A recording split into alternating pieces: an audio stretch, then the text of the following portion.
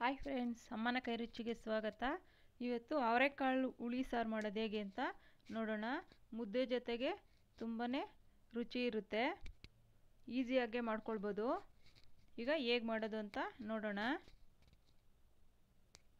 ನೋಡಿ, ಅವರೆಕಾಳು ಕ್ಲೀನ್ ಮಾಡಿ ಇಟ್ಕೊಂಡಿದ್ದೀನಿ, ತೊಳೆದು.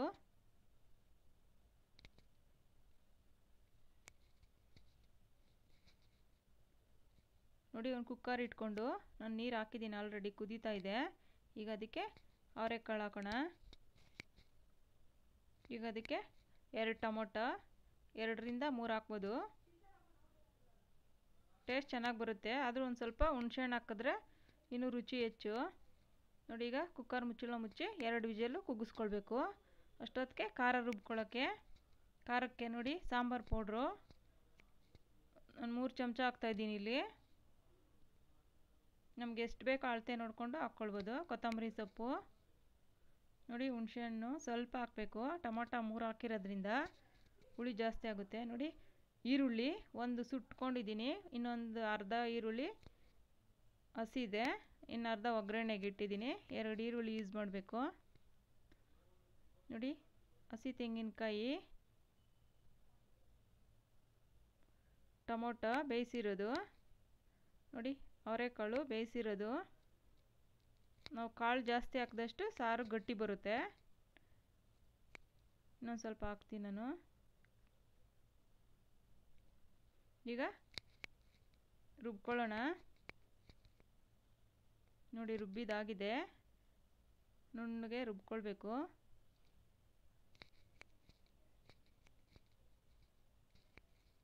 ನೋಡಿ, ಅವರೆಕಾಳು ಬೆಂದಿದೆ. ನಾನು ಫಸ್ಟೇನು ಉಪ್ಪೇನು ಸೇರಿಸಿಲ್ಲ, ಕೊನೆಯಲ್ಲಿ ಹಾಕ್ತೀನಿ. ನೋಡಿ, ಅದಕ್ಕೆ ರುಬ್ಬಿರೋ ಅಂಥ ಖಾರನ ಸೇರಿಸ್ಬೇಕು.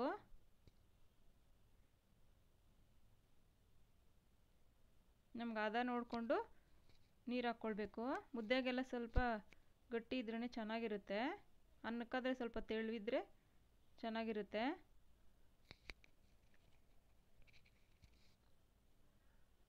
ನೋಡಿ, ಈ ಹದ ಇರಬೇಕು. ಬೇಕಂದರೆ ಇನ್ನೊಂದು ಸ್ವಲ್ಪ ನೀರು ಹಾಕ್ಕೊಳ್ಬೋದು, ಇಲ್ಲಾಂದರೆ ಸ್ವಲ್ಪ ಗಟ್ಟಿ ಇದ್ರೂ ಚೆನ್ನಾಗಿರುತ್ತೆ. ನೋಡಿ, ರುಚಿಗೆ ತಕ್ಕಷ್ಟು ಉಪ್ಪು.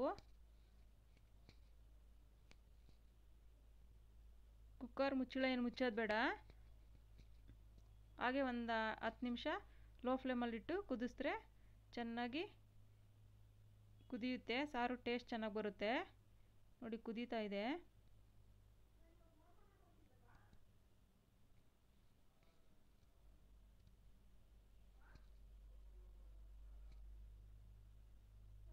ನೋಡಿ, ಚೆನ್ನಾಗಿ ಕುದ್ದಷ್ಟು ಸಾರು ಟೇಸ್ಟ್ ಚೆನ್ನಾಗಿ ಬರುತ್ತೆ.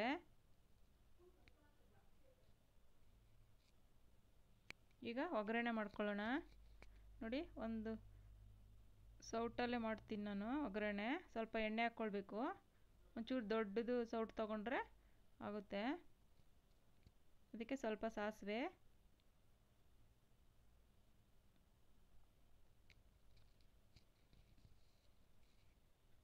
ನೋಡಿ ಸಾಸಿವೆ ಚಿಟಪಟ ಅಂದಮೇಲೆ ಈರುಳ್ಳಿ ಸಣ್ಣದಾಗಿ ಕಟ್ ಮಾಡಿರೋ ಅಂಥ ಅರ್ಧ ಈರುಳ್ಳಿ ಹಾಕ್ತಾಯಿದ್ದೀನಿ.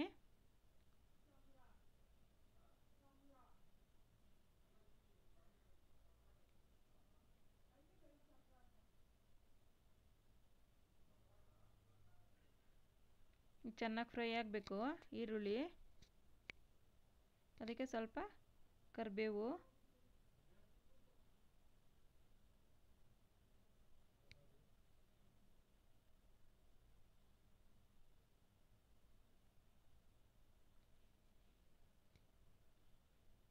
ನೋಡಿ ಆಗಿದೆ. ಈಗ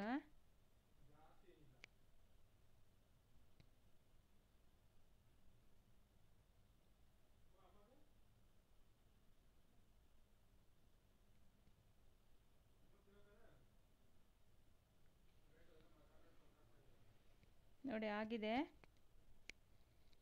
ನೋಡಿ, ಈಗ ಸಾಂಬಾರ್ಗೆ ಹಾಕೋಣ.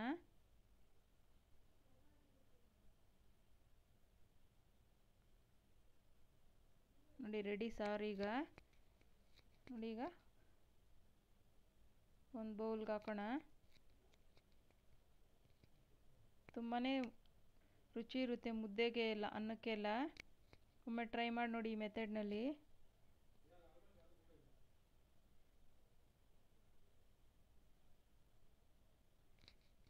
Thank you friends.